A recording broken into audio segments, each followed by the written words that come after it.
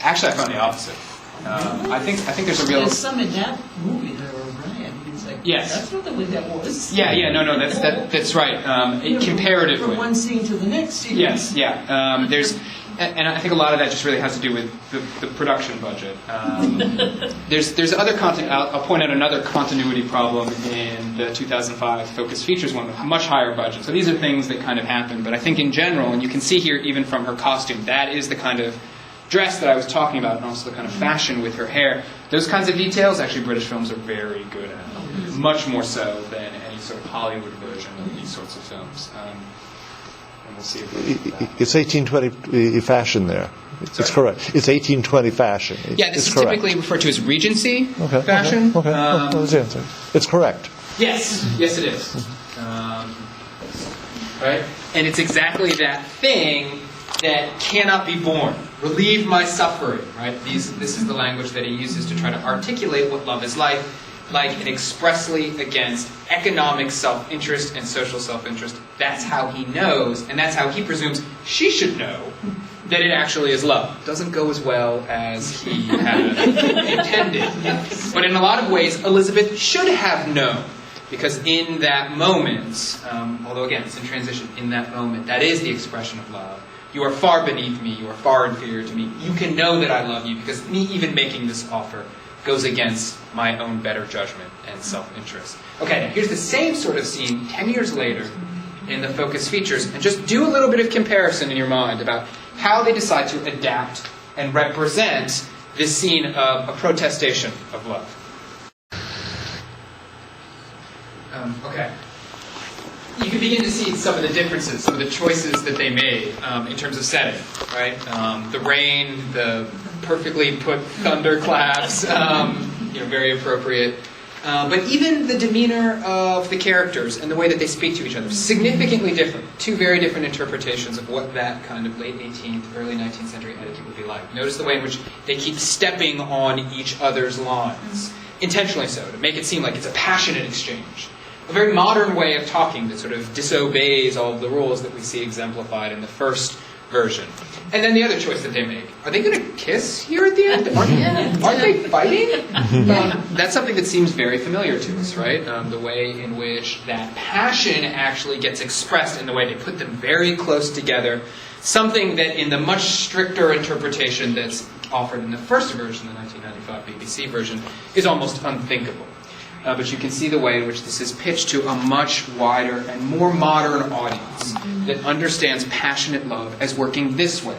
That's the expression of passion, right? Feelings that are out of control, yelling at people, screaming, and then that kiss that seems to seal any kind of relationship. And we're going to see more about that in just a second, if you'll bear with me. Two more scenes. There's one after that, but we'll see. Was that by chance an echo of Jane's refusal of her cousin's offer of marriage? We don't know. The only thing that... It rings of authenticity. We're going to get to that, actually, in a little bit, because that is what Becoming Jane, the film, actually decides to do. And we'll talk more about that in just a little bit. But we don't know. We don't know. The only thing that I've been able to learn is that she initially accepted his offer. The cousin was described as very wealthy, but very boring. She initially, presumably, accepted his offer, but then, after a night, the next day, decided to reject him. And that's what we know about that. I suspect it was not like that, actually. I think there was no way in which it was nearly as passionate. It was quite a great deal more dispassionate, I suspect, but there's no way of us actually knowing. Now, what I'm about to show is two more corresponding scenes, shorter, that are the final proposal and the final acceptance, when we learn that Darcy and Elizabeth will get married. They will confirm all of our hopes. And just compare as you're watching, and I won't sort of interrupt as much, but compare as you're watching the ways in which the film handles the passion of that kind of proposal. Now, for us as moderns, this is potentially one of the most passionate moments of your life, right? This is the proposal scene that we know so well. Look at the ways in which these two films actually represent it. And think also, if you've read it, about how it's actually represented in the novel. Actually the one who paid to have Mr. Wickham and Lydia marry. Lydia, foolish girl that she is, ran away with Wickham without being married. This is sort of the corruption of her virtue that would make her and her entire family's fortunes fall. Darcy is the one who actually pays to patch up that social standard. Mr. Darcy, I can go no longer without thanking you for your kindness to my poor. That's what we think of as the proposal. And whenever I see that scene, I always think of this adaptation this way.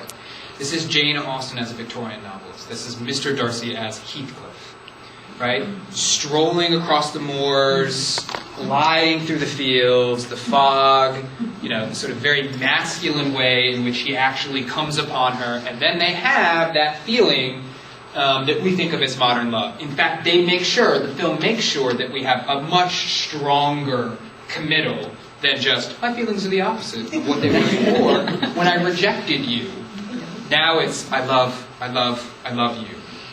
Because that's what we expect. So did Jane Austen invent love as we know it now? No, not at all. Or the depiction of it, because previously you were describing the marriage was an economic arrangement. Yes. One of the things you'll notice if you read Pride and Prejudice, and this is true for, I would say, all of her novels, Darcy never says, I love you.